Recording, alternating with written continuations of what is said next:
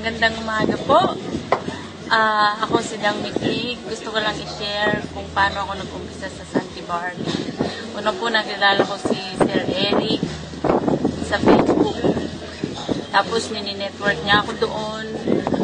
Mula doon, hindi ko yun na-accept kasi kumbaga sumasahod naman ako, nagbabahay ako.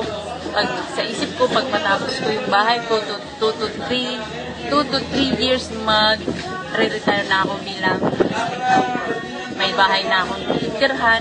Yun lang ang nasa dulo ng kaisipan ko.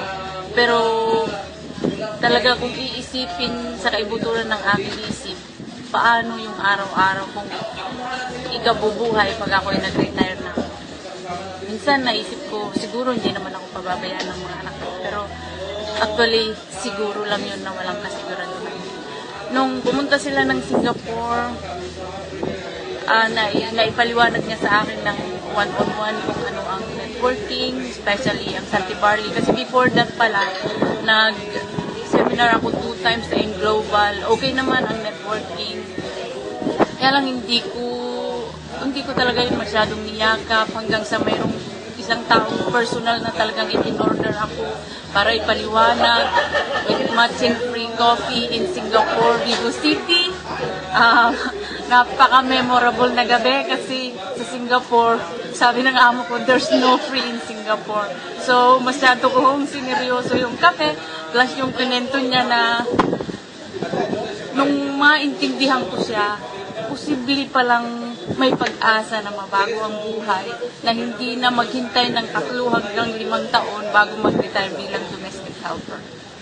So, nung naunawaan ko po ito, actually, ang lahat nag-uumpisa talaga sa pagbabago ng isip. Nung niyakap ko po ang sistema ng Santee Barley, although hindi pa totally at that time nauunawaan ko lahat, nag-umpisa na pong nabago ang isip ko at nakita ko may pag-asa na hindi na kailangan humaba pa ng 3 to 5 years bago ako mag-retire.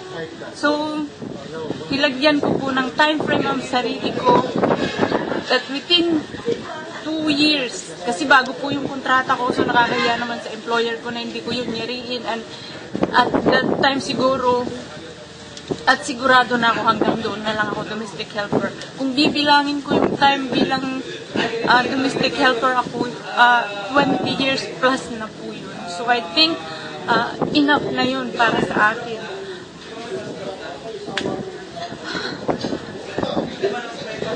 Tapos, nakikita ko po na kung sa akin ay posible, sa lahat po ay posible. Ang kailangan is paniwalaan mo lang na kaya mo rin gawin ang ginawa ng nagturo sa amin ng Santee Barley network system.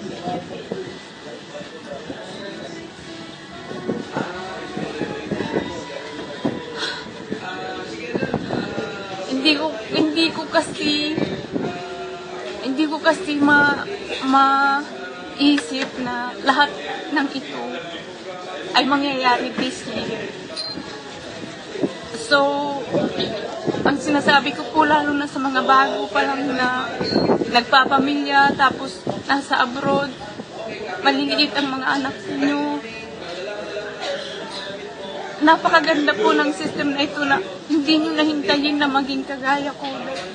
20 years lumaki na ang mga anak, ngayon may apo na, katulong pa din. Siguro I really have the right to speak na ang pagiging katulong mostly pa nasisira ang pamilya. Tapos ang mga anak nag-aasawa na nang wala si nanay, wala si mama. Nung makita ko ang Santee Barley networking system nila, napakapalad ng mga bagong may pamilya ngayon na nasa abroad. Pag ito po maunawaan nyo, ang liit lang ng puhunan, tapos pwede nyo nang planuhin na in the short time possible, makauwi na din kayo, makasama ang pamilya, gumanda ang buhay. Pero ang lahat po nag-uumpisa sa paniniwalang kaya mo din gawin yun. na kaya mo din gawin yun. Ang lagi ko pong sinasabi, kung sila kaya nila, kaya ko din. Nag-uumpisa lang po yun sa paniniwala mo sa sarili mo muna. Walang imposible sa kung anumang paniniwalaan mo. Plus the fact na sila nagawa nila yun locally. Tayo po sa abroad, madali na po yun eh. Basta yung nandun lang yung buong pangarap na makasama ang pamilya in the short time possible.